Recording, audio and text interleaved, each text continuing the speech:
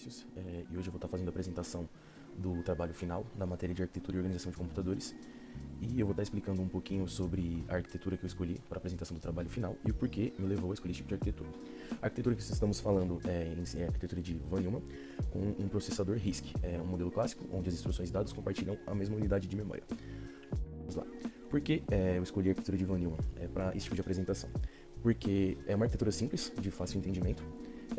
Ela utiliza a mesma memória para instruções e dados, então torna muito mais simples também a estrutura. É utilizada até hoje, nos dias de hoje, em computadores reais, e ela é para fácil compreensão didática, então é muito fácil a uma pessoa que não tem um domínio sobre o assunto conseguir entender basicamente como funciona um ciclo de um computador. O porquê da RISC é porque ela utiliza menos instruções, tornando a execução muito mais rápida, o processamento muito mais rápido. Pipelines otimizados, que seriam as sequências, né, de etapas de processamento seriam mais rápidas e com ciclos previsíveis. Agora eu vou falar um pouco dos componentes que esse tipo de arquitetura aborda, que no caso seria a CPU, que nela temos a UC, a unidade de controle, a ULA, que seria a unidade de lógica aritmética, e os registradores, o que seriam cada uma dessas funções. A unidade de controle ela é responsável por decidir quais serão as funções que serão executadas primeiro.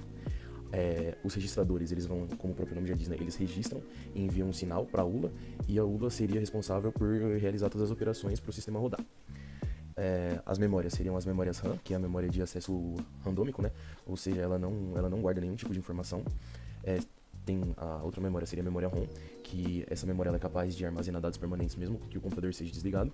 E a memória cache, que é uma memória intermediária que fica entre a RAM e a ROM, que é uma memória ela é de alta velocidade, mas ela tem um baixo armazenamento.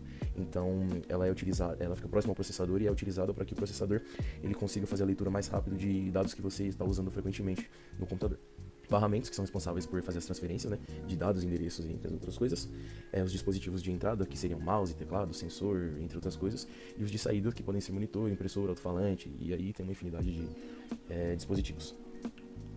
Vou falar um pouco sobre como funciona o ciclo de execução, né, no computador. Então vamos lá. O primeiro de tudo é o fetch, que seria a busca, e o que seria o processo de busca. A unidade de controle ela vai decidir quais são as funções que vão ser executadas primeiro. Então o que ela faz? Ela pega a função que vai ser executada e ela registra e carrega essa informação no registrador. O registrador, a sua função, ele vai fazer o quê? Ele vai interpretar a função que a unidade de controle mandou para ele vai identificar os recursos necessários e vai mandar um sinal para a ULA. A ULA, que seria a unidade de lógica aritmética, ela vai receber esse sinal que o registrador mandou para ela e vai começar a realizar o que for necessário, né? No caso, os cálculos, o acesso às memórias, o sinal de um dispositivo de entrada, um de saída. E esse ciclo ele se repete infinitas vezes até que o computador seja desligado, né? Que seria basicamente o ciclo de busca, que é conhecido como ciclo de busca e execução do computador. Aqui eu vou falar um pouco sobre a hierarquia das memórias, né? As diferenças entre elas, como eu expliquei um pouco antes, que seriam os registradores, né? Que são mais rápidos, que é ligado à memória interna da CPU para operações imediatas, que seria assim que ele recebe a ordem, entre aspas, a ordem, né, da unidade de controle para ele pegar ali o que é necessário para executar aquela função. A memória cache, que é uma memória intermediária, que ela armazena os dados que estão sendo utilizados frequentemente entre o computador e a memória RAM para ter um acesso mais rápido. E a memória em si, a memória RAM, que é a memória de trabalho, que é a memória que ela não armazena dados, né, conforme o computador é desligado, porém é a memória randômica, né, então ela não salva nada. E aqui, basicamente, é uma interpretação de como funciona a estrutura de Von Neumann, né? No caso, a unidade de controle, ela decide qual instrução vai ser executada, ela envia um sinal para os registradores, né? Que os registradores em si vai ter acesso à memória para saber o que vai ser necessário para decodificar essa instrução.